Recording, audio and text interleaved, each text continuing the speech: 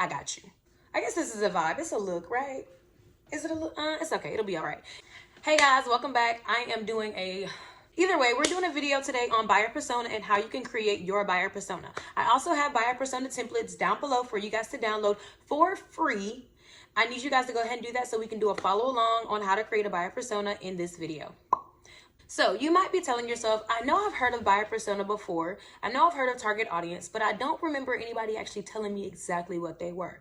You were just like me when I was just starting out. I heard about target audience, I heard about buyer persona, and I kept hearing, you need to be able to understand your target audience. You need to understand your target market.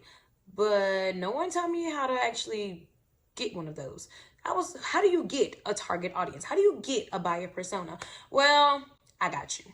We here together, and I'm about to show you guys exactly what it is.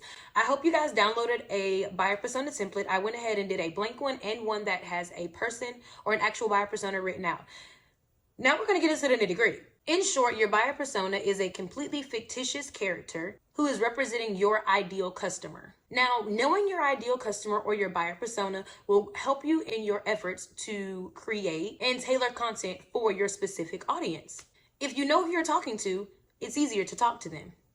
There's a pro tip here. A lot of people tell you you need to know your target audience, but they don't break it down into your buyer persona. But I'm going to tell you this one specific thing. There's not one company in the world that has one buyer persona, which is why I always recommend you guys make at least 3 to 4. Some of the strongest buyer personas are based off of market research and the insight that you get from your current customers. Now, if you're just starting out, you may not have current customers, so you need to rely heavily on your market research. So in our cases, we're going to be building 3 buyer personas. For those of you guys who don't know, research is the king in these e-commerce streets. And if you have an online business, a brick and mortar business, or any other type of business, research is still key. You still need to research before you start any form of business. And research has shown that companies that utilize buyer personas saw that their websites are 2 to 5 times more effective. And their personalized emails had a 14% increased open rate, which is phenomenal. Not to mention that there was a 10% increase in their conversion rates as well. So all I'm hearing when I hear that is money, money, money, money, money. Money in the bag for a lot of the things that you're already doing, but you're getting it to convert a lot more now. A lot of people who don't open your emails will open your emails now that they feel like you're talking exactly and directly to them. That is the most important part. So let's get into actually how we create a buyer persona. The first step into creating a buyer persona is actually asking yourself questions about your ideal customer. Where they work, how much money they make, are they Google, Bing, Yahoo? Where do they go for certain answers? What type of values do they have? What type of goals do they have? Their morals, their ethics, things of that nature to actually build a person. And then you need to figure out which buyer persona you would like to create first. There are several different types, and we're going to go over all of them.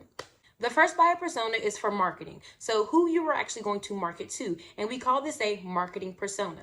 This persona is the person that your marketing team focuses on. These are the personas that your marketing department will use when it comes down to creating content and delivering content. It's also how we build effective marketing campaigns. So it comes down to how we identify and promote the most relevant content, how we segment our emails and campaigns, and how we target offers to buyers based on preference. This is also how we figure out how to market based on time, what content we need to post on which platforms, and making sure we align the messaging to promote the brand, increase brand awareness, and personalize efforts to specific customers. Now, the next buyer persona is about sales. Knowing and understanding your buyer persona based on sale, it will determine exactly how you speak to a buyer when it comes down to them purchasing something from you. Think when you're writing a product description, when you're writing a newsletter, when you're writing out an email, this is how you'll talk to that person in order to entice them to purchase your product. This can even go as far as your social media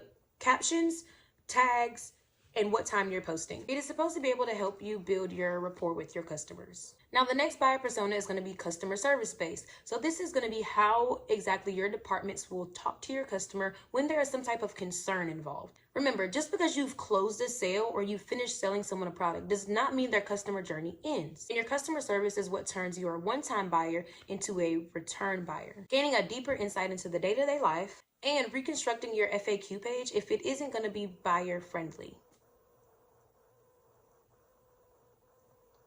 You also want to make sure that you're building your company's standard operating procedures around your buyer personas. That way there's no issue. Remember, how would this specific person like a situation handled?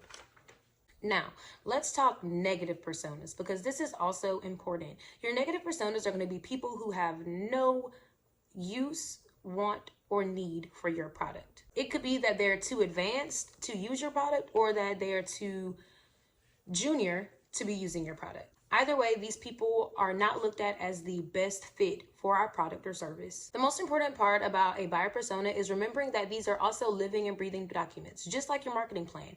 Remember, creating buyer personas is giving you the ability to evolve alongside your business. These buyer personas can be changed and edited as time goes by to make sure that you're still developing alongside your business. So, all done. We've created our buyers personas 1, 2, and 3.